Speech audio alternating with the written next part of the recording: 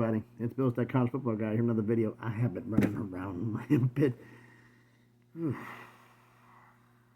Problems with the car, everything else. So that's why this is so late. I didn't have a chance to even pre-record yesterday. This weekend's has been non-stop. The honey-do list just kept going. Didn't get much sleep. But it's all got to get done before I can get back out on the road. So, this is the recap about all the bowl games we've had, about the four quarterfinal games we've had. There was a couple of five-star performances, somebody to hit the gym, and one that just made me say, what the blue hell. And then we're down to 3 games. The semis Thursday and Friday of this week, and then this coming week, and then not the following Monday, a week from tomorrow, but a week past that, the 20th, will be the national championship game. So we only got 3 games left, folks. Bowls are over. It's just a playoff right now. So first off, we get the bowl games. Shout out to Missouri, to Michigan, Illinois, Louisville, LSU, Ole Miss, Texas State, Minnesota, and Buffalo on their bowl wins. Buffalo had a big win. As did Minnesota, Virginia Tech, Texas State did good. Ole Miss just, look at Ole Miss. And Michigan made Bama look stupid. Any doubts about that? Congratulations in the quarterfinals. Congratulations to Penn State, Ohio State, Texas, and Notre Dame on their win. They're advancing into the semis. 5-star performances of the week. Ole Miss beating up Duke, and that's exactly what they did. They beat up Duke. That was 52-20. Duke had lost a lot of stuff, lost their starting quarterback, but it was just like they lost the will to play.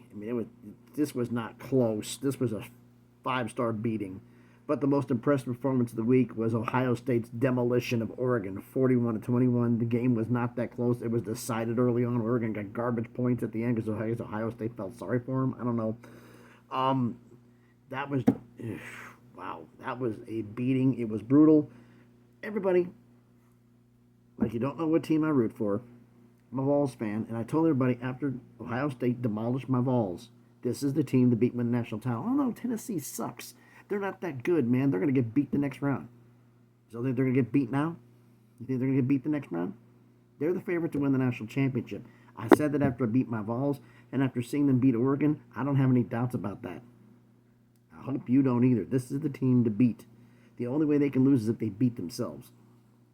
So I'm going to give them the 5-star performance of the week. Like I said, Penn State with a big win over Boise.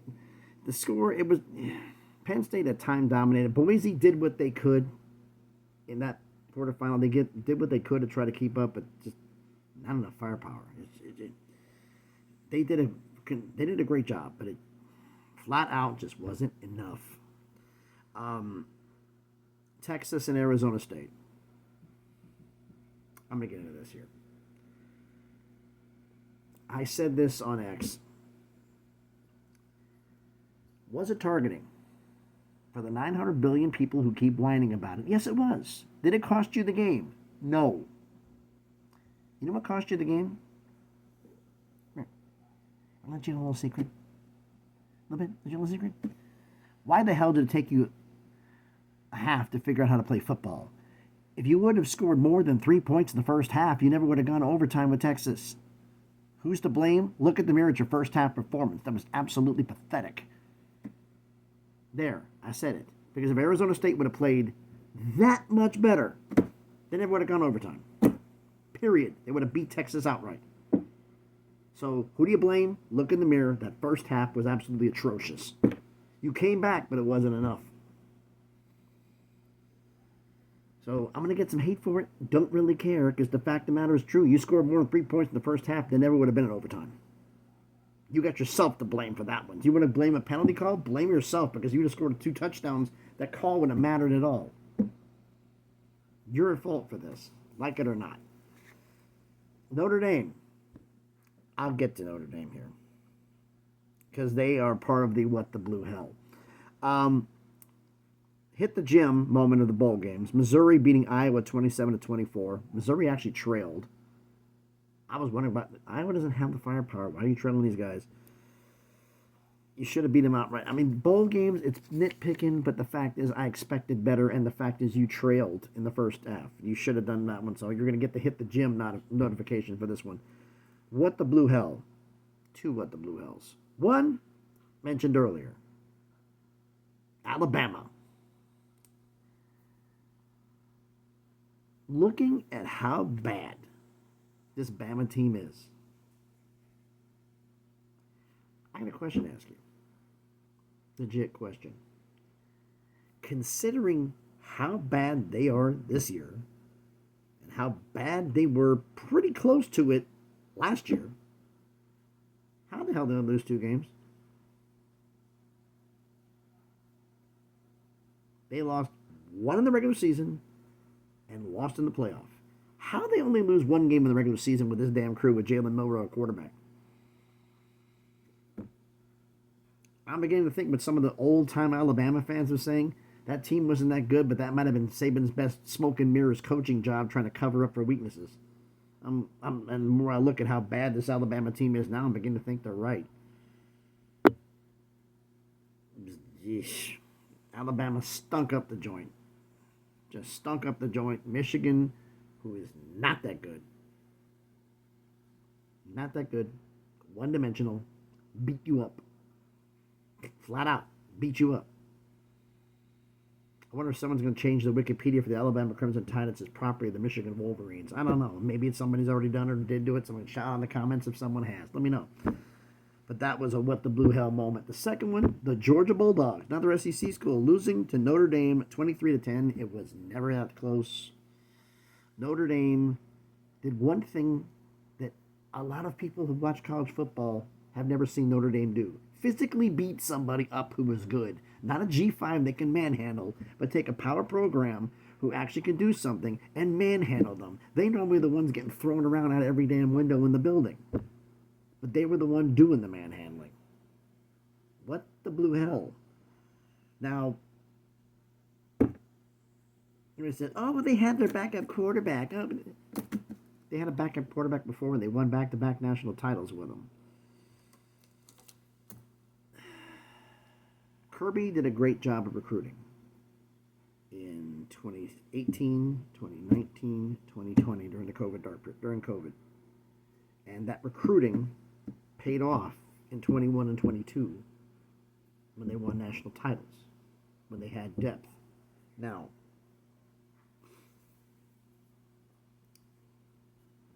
everybody is saying, and I'm going to do a separate video on this, but here's a little point about this one. It's saying that the fact that the transfer portal and all this is the end of the SEC's dominance, it was the end of the Big Ten's dominance, and everybody's going to go back toward the middle, and there's more spots and more things. Will you please shut up?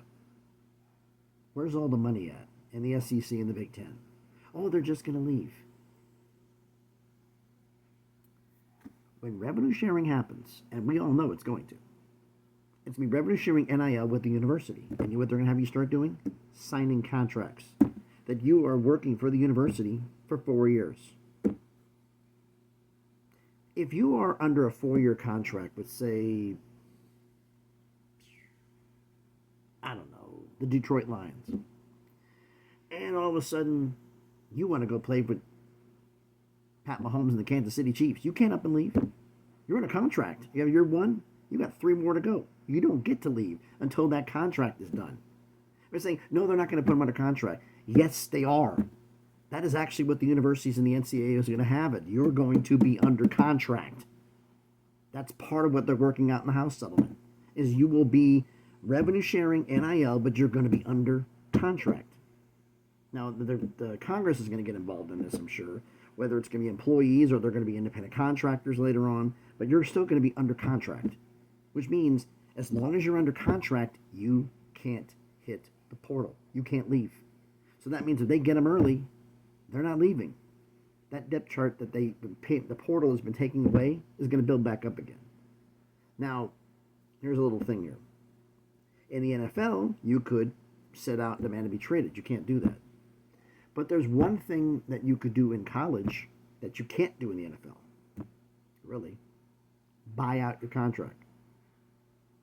Usually it's like 60% of what you owe. So an example here, You got a $4 million deal, $1 million a year for 4 years. You're there for 1 year and you want out. You're still owed $3 million. That means 60%. You're going to have to write a check to the university for $1.8 million to leave early. Like Florida State and Clemson, you want out, you're going to have to pay through the nose for it. Think those kids are going to have the money to pay for it? No. So they're stuck. The only way you're not going to be able to move is you're going to have to be at a university that doesn't do NIL and doesn't do revenue sharing. In other words, you're screwed. If you want to go out and leave, that they're trying to work out right now is a pay scale. A longer term contract, you get more money per year. 1 year deal, you get maybe half.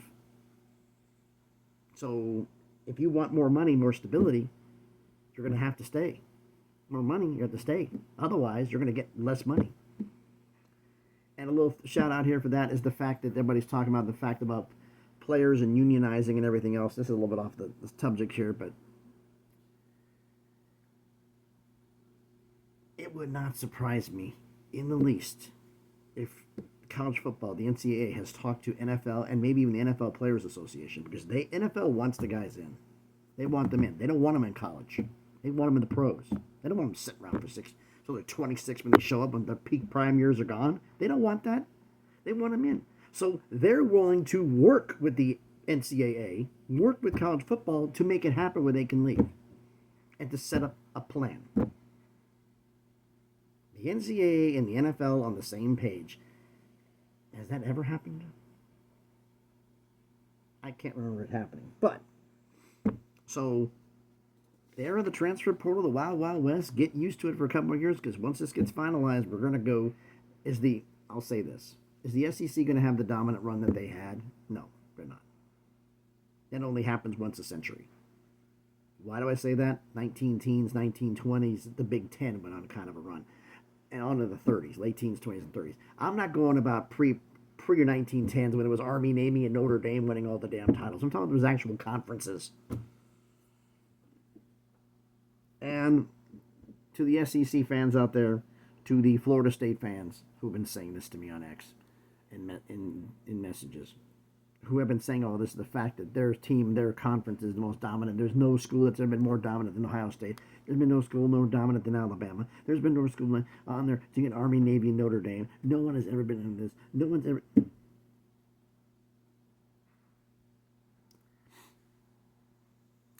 History lesson.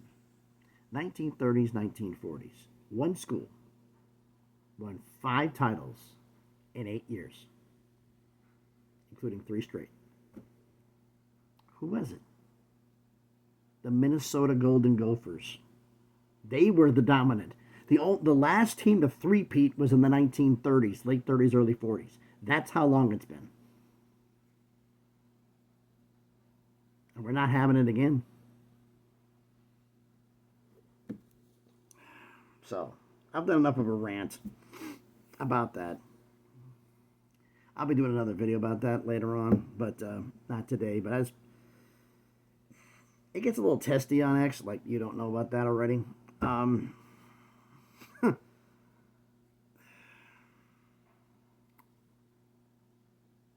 I'll say, how do I word this?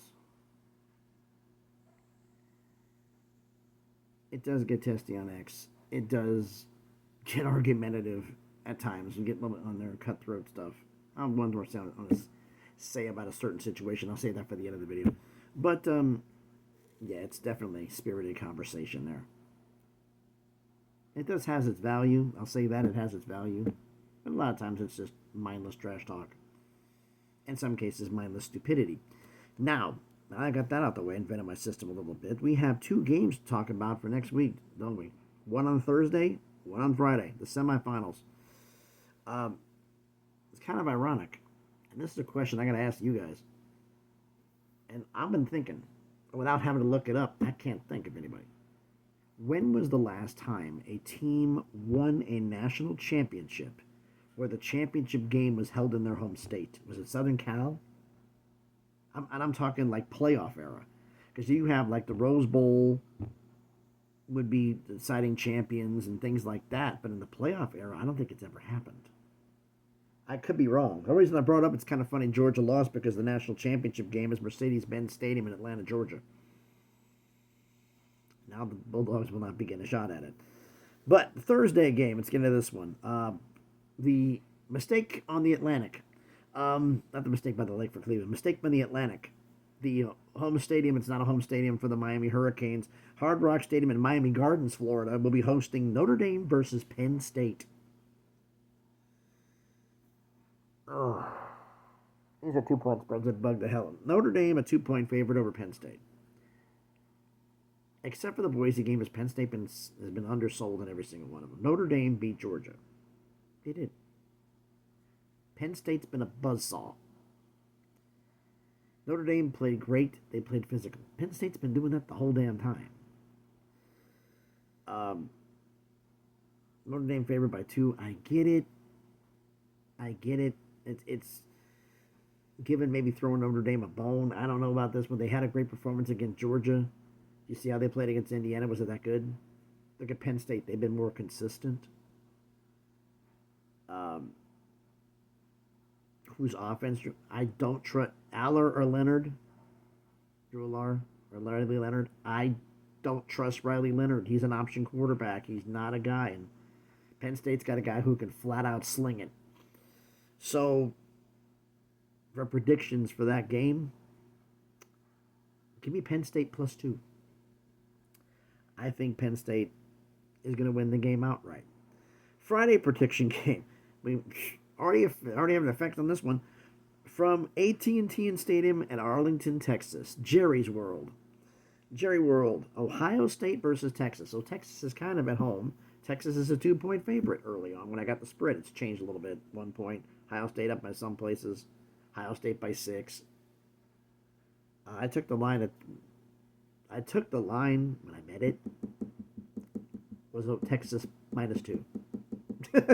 I couldn't pass that up. Yeah, there was some books that actually had that out. Texas -2. Like, if you had that line, you wouldn't bet. Come on, really? Well, there is a little bit of news that's not good news for Ohio State. George Fitzpatrick, reserve offensive lineman, just today announced the fact he's going in the transfer portal. I don't know if he's playing in the game or not. That doesn't bode well. But Texas did not look good against Arizona State. And Ohio State buzzsawed my balls. Buzzsawed Oregon. And they're going to use that buzzsaw and cut off the Longhorns. Of the Longhorns. So it's Ohio State +2. Yeah, see, I went by the odds as soon as the games went down and locked them in, and I'm like, okay, it's only $5, but why not? But it ended up being more, but beside the point. Yeah, so Ohio State's going to win this outright. Let's just say it that way, because this is just it. I know the line's changed a lot. This one I saw this morning was an overseas. They got Ohio State -7.5. But I got it. It was Texas -2. So, that being said, I'm taking Ohio State to win outright. So, I am predicting, if I'm right, an all Big Ten championship. Actually, hold on. A repeat of the Big Ten championship game in the national championship game. Because that, I think, would be the best game to watch.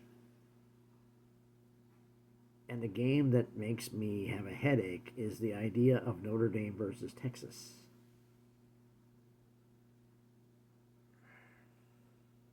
Because they don't deserve to be in there. I'm sorry.